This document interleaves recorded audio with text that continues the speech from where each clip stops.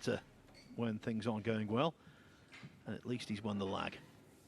Still can't get over that. The last rack between Ouschan and Filler. Filler repeatedly, but Ouschan in all kinds of strife.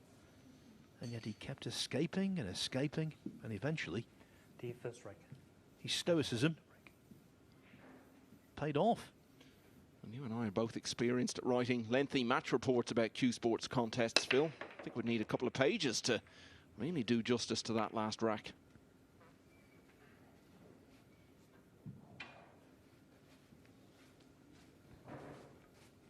So from the heady heights of the top of the table, this is more workmanlike. I think it'll be interesting to see what frame of mind Eklent Kaci is in. He seemed to have lost his head a bit earlier against Francisco Sanchez Ruiz, conceded a couple of racks prematurely. Now, we didn't see similar signs against Mieszko Fortunski. Seemed much more dialed in and focused, and still ended up losing. You never really know where Eklent Kaci's head is going to be at.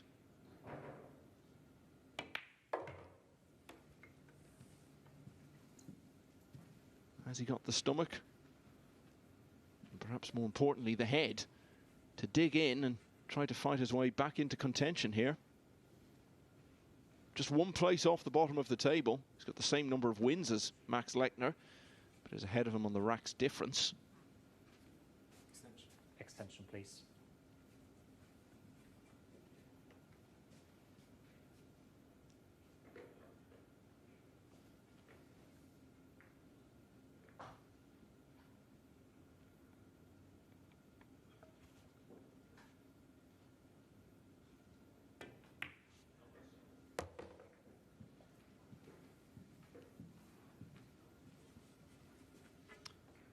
Szolnoki from Hungary, 24 years of age, had a very good 2021. And here's a man who had a better 2021 than anyone. Albin Ouschan has come straight from the table to join us. Albin, I mean, we've just been trying to find the words to sum up that last rack. What are your thoughts on it? I have no clue when was the last time I had so many rolls in one single game. It was incredible. I mean, we didn't play our best by far, not he in the beginning, me in the end. It was a tough match. It's late. We played some matches before. He got another one now, but it was just incredible. He, the safety. He actually played some good safeties, but well, I found an answer somewhere, and yeah, it was just that type of matches where, as an opponent, you cannot really do much. And yeah, unfortunately for him, he scratched on the last attempt for safety, and from there on, I didn't play the best pool, also with ball in hand, but I'm thankful that it's over now. But you seem to have this knack, Albin. Even when things aren't going your way, you seem to be really good at just finding a way to win, and that's what great champions do. Yeah, of course. I mean, champions always, or pretty much know an answer for everything, or even know how to calm down when they're too excited. And of course, when it comes to shot making, you gotta be good when you want to be a champion. We were saying in here, I don't know what it felt like out there. It was all played in very good spirits between the two of you, but even though you're both going to go through to the next phase, and we're still at quite an early stage of the competition, it almost felt like a quarter-final or semi-final or something. That seemed to be the tension and drama around it. Yeah, of course. I mean, we also had a laugh when he played the fifth safety, and I had an answer for it. But we're good friends off the table, and of course it could be a quarter-final, semi-final, or even a final. And the thing is, you are two of the biggest names in the game. And I guess, whatever the circumstances, when you play another big name, you always want to get that win. And apart from anything else, you don't want to allow them the chance to enjoy beating you. No, and of course, every point you take into the next round. So you want to get as many points as you can. And so it could be, I mean, for me and Josh, we're definitely into the second round. But if it would happen to another player who's maybe like on the 10th place or whatever, it could be close in the end. Szolnoki set to take the opening rack here against Eklent Kaci. We're going to have a look at the table. You'll enjoy this, Albin. seem to be #1 on every list we look at nowadays. Although, of course, Josh can still go top tonight. He could go level on wins with you and go ahead of you on racks difference, which would be the decider then. But there you are, 9 wins out of 9. So here's the big question. There were 3 players this morning who still hadn't lost a match. You're the only one left. So can you do it? Can you go through the whole group, win all 15? Well, I just looked up on the schedule for next days, and every player I'm going to face in the next 2 days are in the top 10. So it's going to be tough. I'll play Jason, I'll play Shane, I'll play David, play Kelly and Oi. So it's going to be tough. Of course, it's makeable, but a long road to go. We've got one hell of a schedule tomorrow. You're first up on table 2 against Noyuki Oi, and then later in the day, you play David O'Cady and Jason Shaw. So that's going to be tough going tomorrow, but it will be some feat in a field like this to win all 15 matches. Oh, that would be crazy. Because, to be honest, I think with if you win all 15, you're probably already through to stage 3, I believe. Yeah, that's what you're playing for now, really. Obviously, stage 2, well and truly under lock and key for you. So well done this evening. You're going to stay with us and watch a bit of the action here. Kelly Fisher, as I was saying, playing Joshua Filler. She's in the first rack and at the table over on the other side of the arena.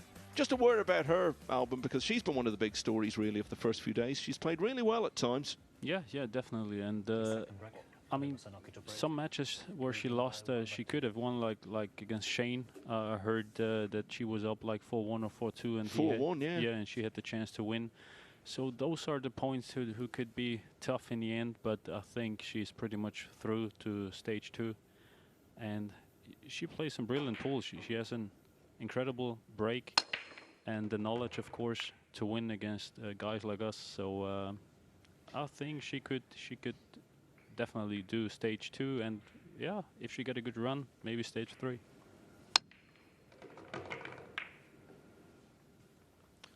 Oliver Szolnoki then breaking, already 1-0 up.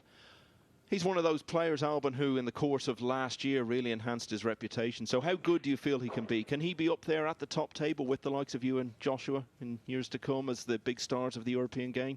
Yeah, I mean, he surprised us all with his semi-final of the World Nineball last year, because I think no one had him on the paper, no bookmaker or anyone. So he surprised us. He beat Shane. He beat a lot of big names in the tournament. So he definitely has the game, because he's calm, he's collected, he has a good break, he takes his time. So I think it's all about pressure in the end, but I think he can, of course, manage to do it. He nearly played you in the final, of course, was only narrowly beaten by Omar Al-Shaheen in the end. Joshua Filler has just taken that opening rack against Kelly Fisher on the other table. I've got to ask you about Yasmin, your sister, because she was here with us last year, playing in the Championship League when we were here. She's turned her attention to something else, though, in the meantime. I believe she was on the Austrian version of Strictly Come Dancing, or Dancing with the Stars. And I was trying to find out a while ago where she'd finished, but someone told me she came in second. Yeah, she came in second in the end.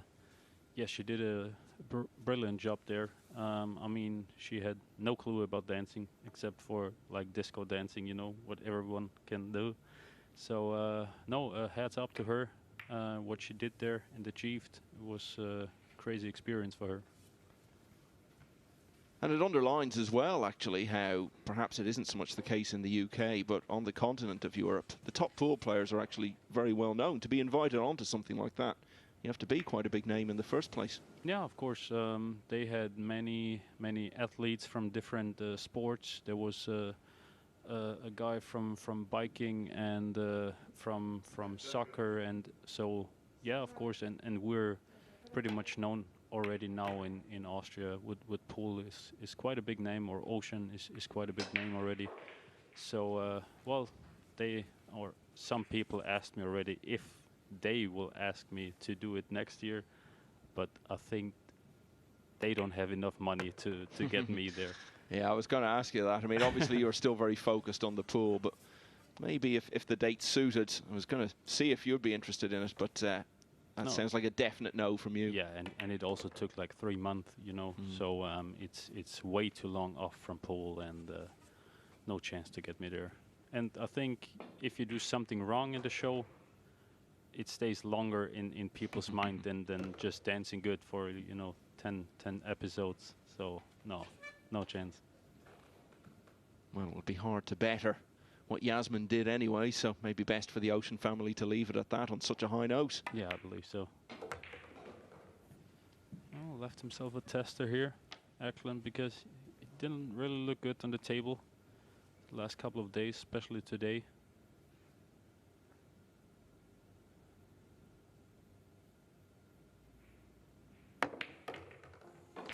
Yeah, but he's come through that test quite nicely and levelled the match against Oliver Szolnoki at 1 apiece. Let's look in next door.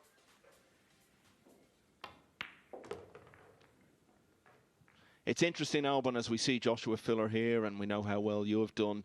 People talking about how it's race to 5. It is very short, but when you play so many matches, the best players are going to rise to the top, and it's really what we're seeing here, even with the shorter format. Quality is proving to be key. Yeah, definitely. I mean, it's tough, like pretty much before every match, it's like a coin flip who could win. I mean, maybe on paper there's some slight favorites in some matches, but in the end it comes down to maybe one shot or one break, and it's over, or you just lucky with the kick shots. So Joshua Filler quite swiftly into a 2-0 lead over Kelly Fisher. Looks like he's put that loss of his 100% record behind him. Yeah, I think he can swallow things down pretty easily. I mean, he's probably one of the most talented players we have, or maybe the most talented player. And it's so effortless for him to pocket balls, doesn't matter which distance. So I think it's, yeah, he's over now, over the last match, and he's fine. We just want to get this evening behind him and go to sleep. Well, he's had such a busy evening session, and yeah. Even though he lost to you, well, he's had those 2 wins, and they came against the Americans as well, and I know the European players always enjoy that.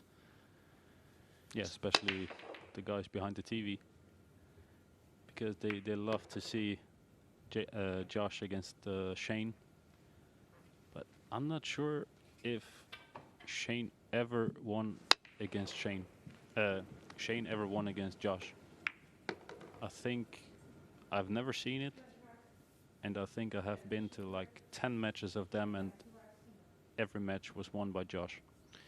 It was certainly the case in the Mosconi, wasn't it? They played each other in singles twice. They also were on opposing sides in a doubles match, and they all went the way of Josh. Yeah, I think they played every year in the Mosconi Cup. They played at the World 10 Ball. They played at several tournaments, and I don't believe that Shane ever won.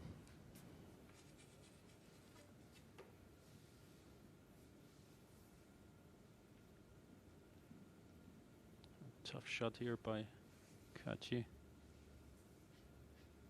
10 seconds. Extension, please.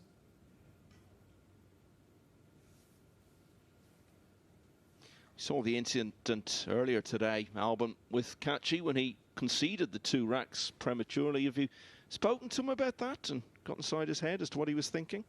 No, I didn't talk to him about that. I mean, it's not really necessary. I think he knows that it was wrong. But sometimes I can write books about it. When you just feel to do that, then you just have to do it without thinking of anything else. So I think afterwards, of course, he knows that it was wrong, and I think that's the important part of it. I mean, people make mistakes, and of course it was live TV and shouldn't happen, but it did, and cannot do anything against it anymore. 10 seconds. Yeah, I'm guessing when you do something like that, it's completely the heat of the moment, and about 10 seconds later, you wish you could take it back. The only thing you could actually talk about was I think the first time when there was like 2-3 balls left on the table. Actually, in the rules it says it's loss of a game, what I believe. So actually, it should have been the match already over. Maybe some of the people out there know it better, but I think that's the rule. 10 seconds.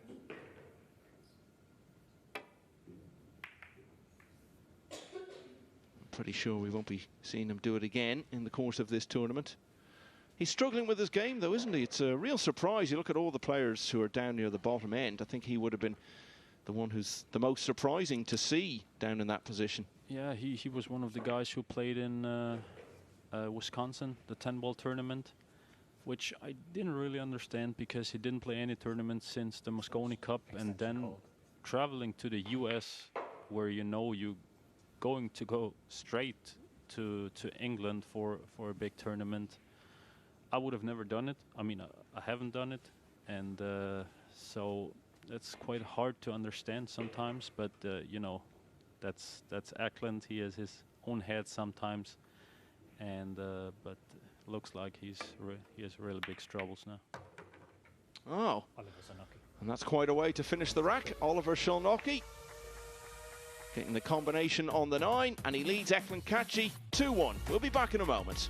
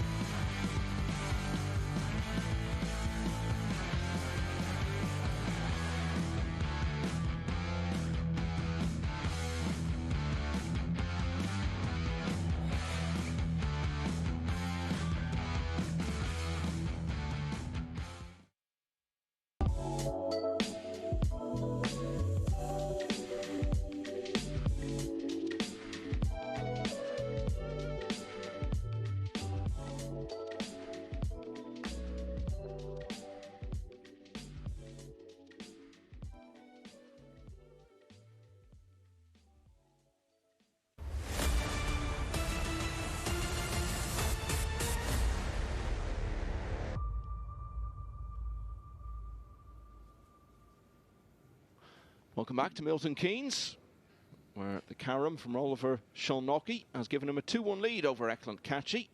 Default rack. And he's got the break in rack 4. Szolnoki is leading by 2 racks to 1 until break. They both need a win, particularly Kaci. He's only had 1 from his 7 matches. Szolnoki on 3 out of 8, so if he did get the win here, be in reasonable shape in his quest for a place in the next phase.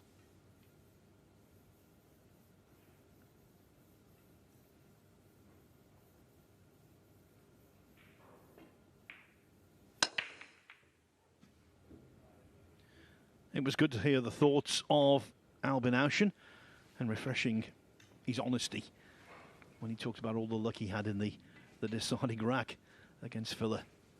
So much easier to acknowledge it when you've won, of course, but yeah, he did speak very honestly about it.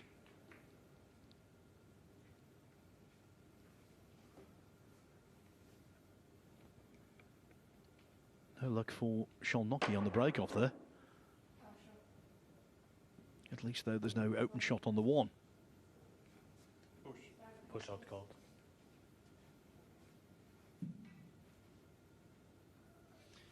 $3-0 now to Joshua Filler on the other side against Kelly Fisher, and he's got ball in hand in rack 4. If he wins that, he'll go level with Albin Ouschan on matches 1, although he'll have played 1 more, and he'll have the better racks difference.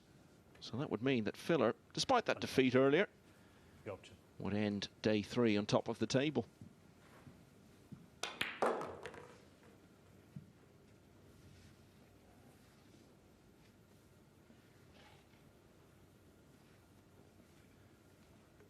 Trying to work out this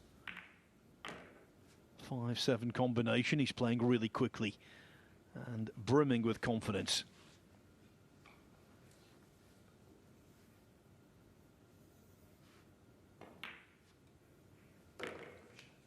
Although Ouschan is unbeaten, I think we have to say, in terms of pure quality of play so far, Phil has been the best player in the tournament.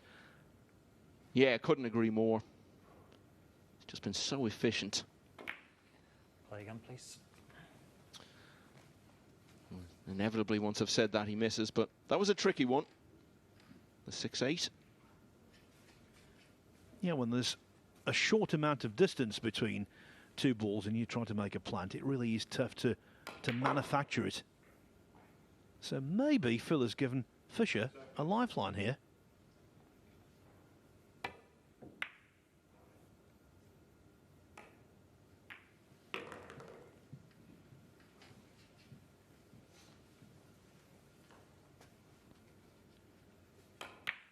(3-1), whitewash off the table.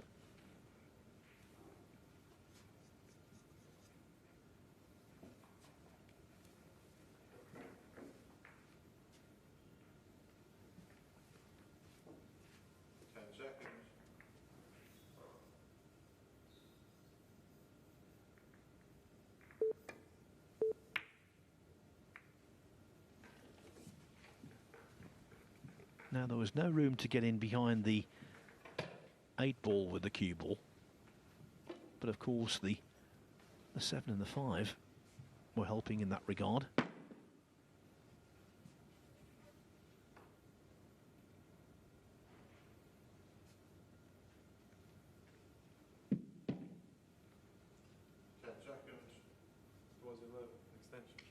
Extension, please. Yeah, but he's supposed to say it at 11.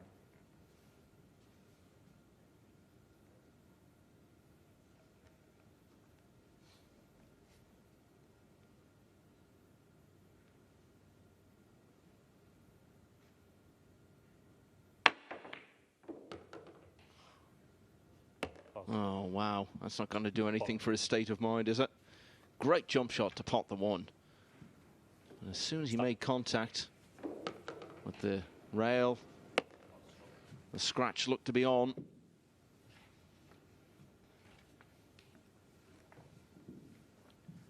If there was a pool seismologist or an expert on volcanoes, they might be able to predict that we're going to see some form of eruption from Eklent Kaci. As you said, Michael, before, he conceded 2 racks earlier today prematurely.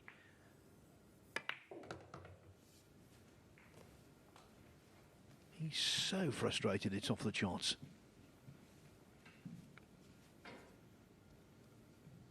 Not sure how exactly you'd define what a pool seismologist was, but there we are. Yeah, it was just a lyrical use of language to try and explain a point that basically he's at boiling point.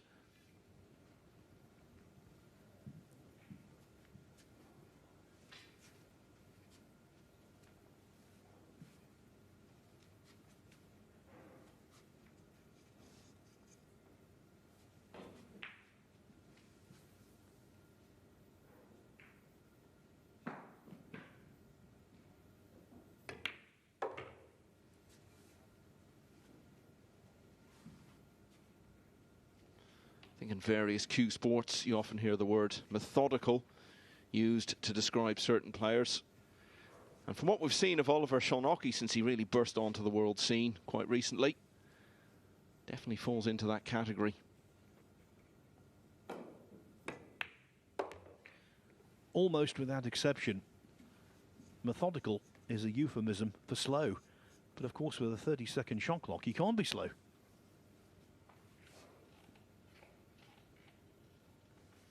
Yeah, I think you can't be quick and methodical.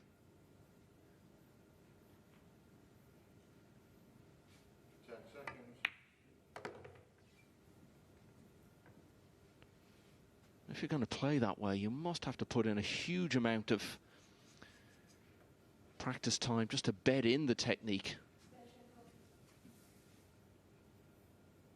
so that it becomes second nature when you're out there in the match arena.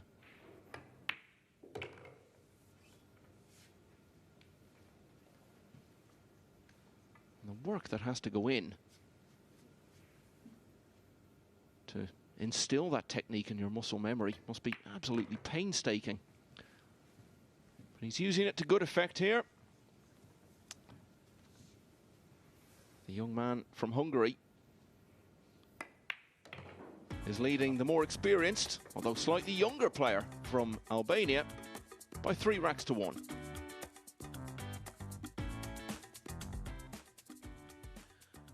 Over on table 2, Kelly Fisher has just failed to get out of the snooker we saw on replay. Didn't make contact with the 1. And so Joshua Filler is in. Mind you, he's left hampered queuing here on the 2 over the 6. I think he wants to get the day done now as quickly as possible. Obviously the priority is to do so on a winning note. But he's had 4 matches tonight. The 3 he's already won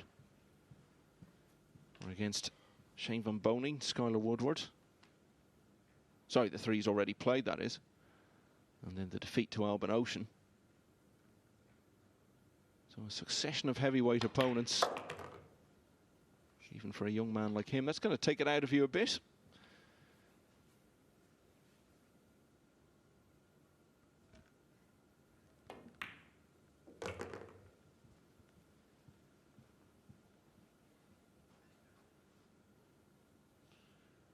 In the end, it might not be quite the day Kelly Fisher was hoping for. Moment, looks like she's going to end up having only won 1 of her 4 matches today.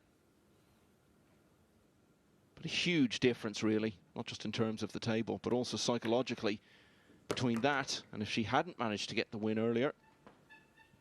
And the hill finish against Naoyuki Oi.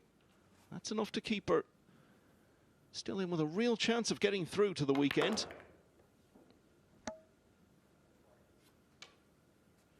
Her first match tomorrow will be 3rd on the main table against Mieszko Fortunski, so around about 11:30 midday UK time.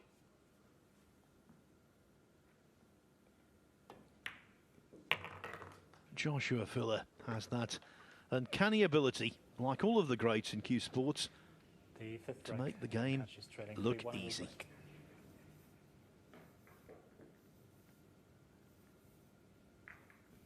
Nothing's come easy for Eklent Kaci over the last 3 days.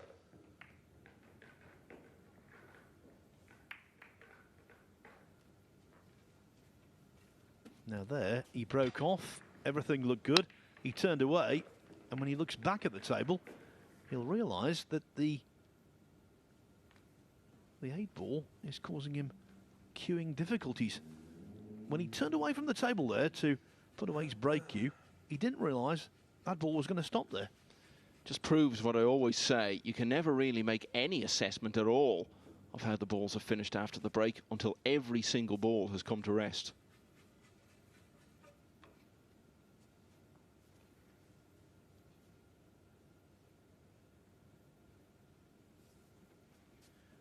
Problem here with the 3 already gone. He's got to get position on the 4.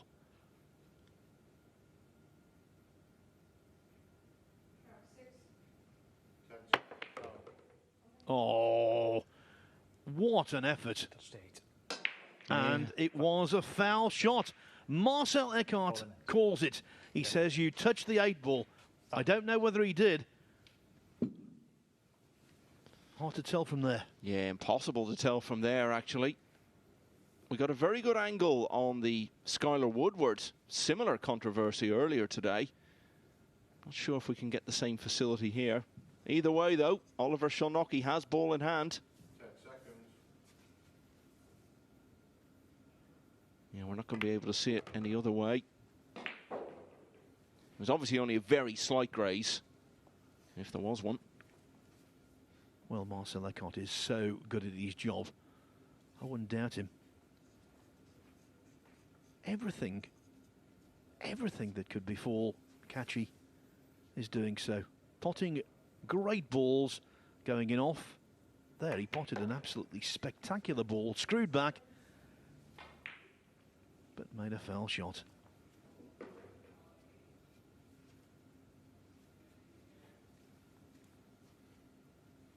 Did you pick up anything from that replay? No. Now, that's not to question the decision, because I totally agree with your assessment of Marcel Eckhart. Extension, please. So competent.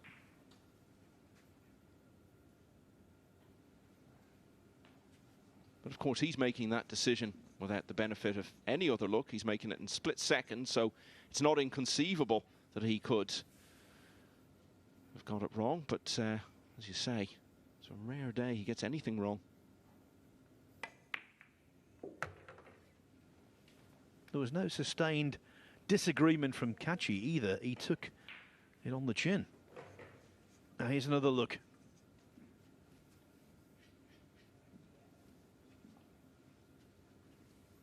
Well, I'm still not seeing anything there. Are you, Michael? No, but I think we could look at that all night and it not be conclusive.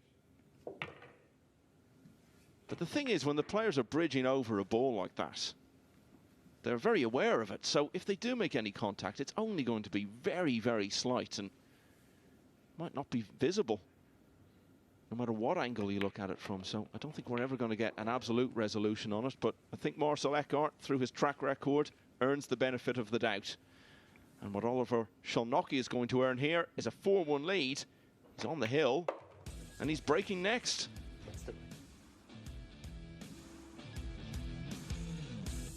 Joshua Filler on the hill on the other table, but Kelly Fisher is looking to prolong things a little further.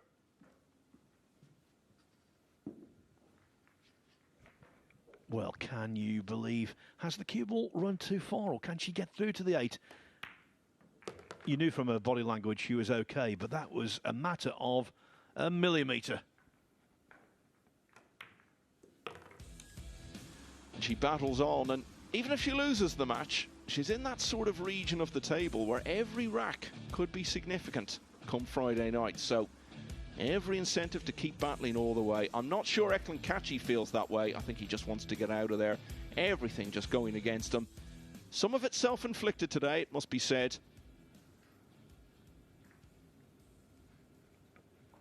Yeah, Mother said there'd be days like this. Of course, on the pool circuit, he's had great highs. The last 3 days have been a real morale-sapping low. When you're playing well and luck goes against you, plus you make untimely foul shots and scratch, it all piles up.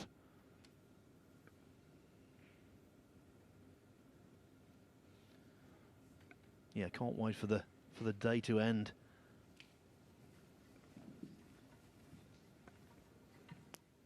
The 6th wreck. Oliver Szolnoki breaking on the hill, leading by 4. It's been a quiet day for Szolnoki. He's only played one match so far. That was against Aloysius Yap, which he lost 5-4.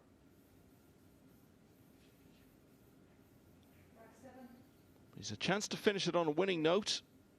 And then it'll be 2 wins from his last 3 matches.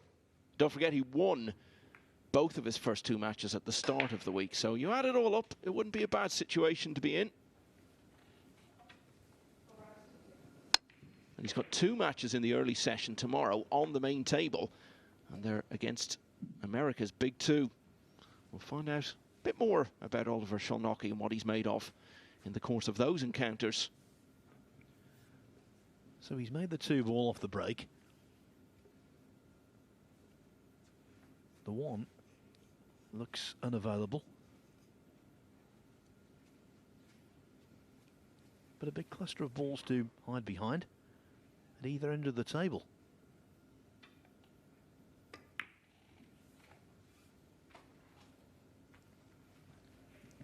Just chooses the single 4 ball on its own, and he's done a good job.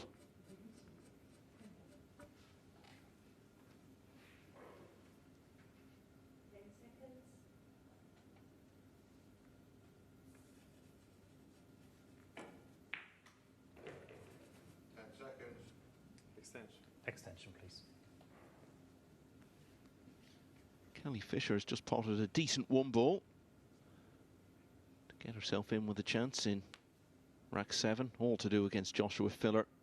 4-2 down. She's missed the 2 to follow. And back here, it just keeps on going in the same direction for Kaci.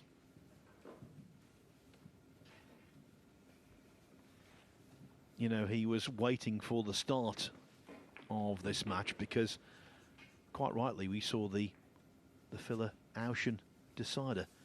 What must he have thought when he saw Ouschan getting all of those rolls?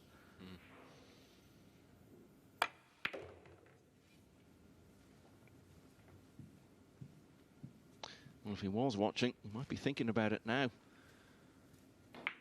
Wondering why he couldn't get just a touch of that good fortune.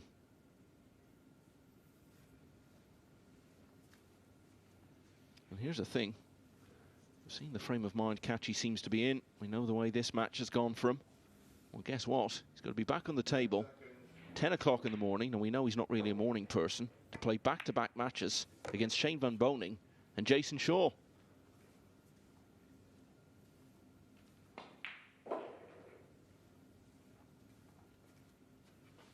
Maybe the last moments on the other table of this match between Joshua Filler and Kelly Fisher. He's lost his 100% record, but he's 2 balls away from finishing the day on top of the table. And what a productive evening it's been overall for Joshua Filler. Yes, he lost that 10th finish to Albin Ouschan, but he's had 3 other wins tonight, and he's still going strong. Joins Albin Ouschan on 9 wins, albeit from 10 matches, as opposed to Ouschan's 9.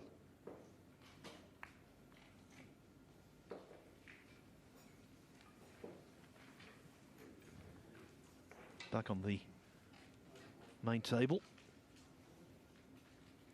Szolnoki couldn't clear up, but he's got the consolation prize. Kaci hooked on the 5.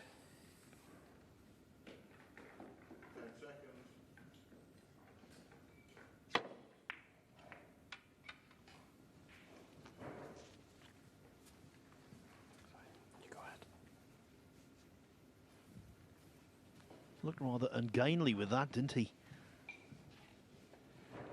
But where the balls have come to rest, not bad. He's quite a tall man, so he probably doesn't have the need to use it very often. Extension, please. When we came here, Phil, we didn't know how this new format would play out. Don't think any of us would have foreseen that at any stage of it, a player of the quality of Eklent Kaci was going to lose 7 matches in a row. That's what he's on the brink of doing. Yeah, well, Max Lechner had it even worse. 10 seconds. Nicely cut in. That was a tough pot. And look at the position on the 6. Pinpoint.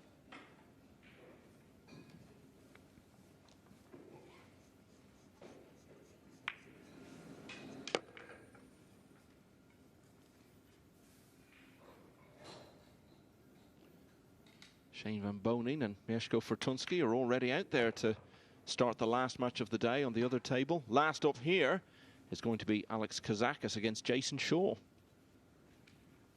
There might be legs in this match, though. That wasn't the best of positional shots. Yes, the brown 7 is close to the middle pocket, but these have to be really coaxed in. 10 seconds. Yeah, and the one thing the players have been talking about most of all in terms of the conditions here since this tournament started is the middle pockets and how unusually testing they are. But the hard stuff is done now. Oliver Szolnoki is surely going to finish this off here and keep himself in with a real fighting chance of getting through to the next phase.